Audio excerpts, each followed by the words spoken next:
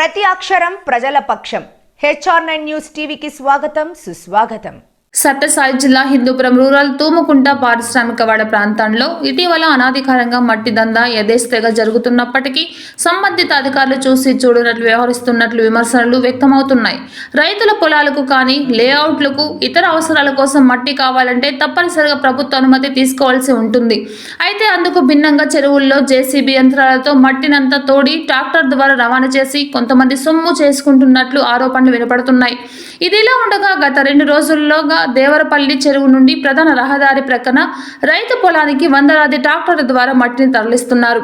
ఎలాంటి అనుమతులు లేకుండా బహిరంగంగా చెరువు నుండి మట్టిని నిత్యం తరలిస్తున్నప్పటికీ సంబంధిత అధికారులు ఏమాత్రం పట్టించుకోకుండా చూసి చూడనట్లు వ్యవహరిస్తున్నట్లు విమర్శలు వ్యక్తమవుతున్నాయి.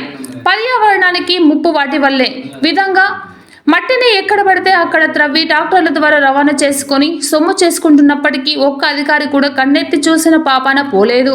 ఇప్పటికైనా సంబంధిత అధికారులు చర్యలు తీసుకొని అక్రమ మట్టి రవాణాను అరికట్టాల్సిన అవసరం ఎంతైనా ఉందని ప్రజలు కోరుతున్నారు.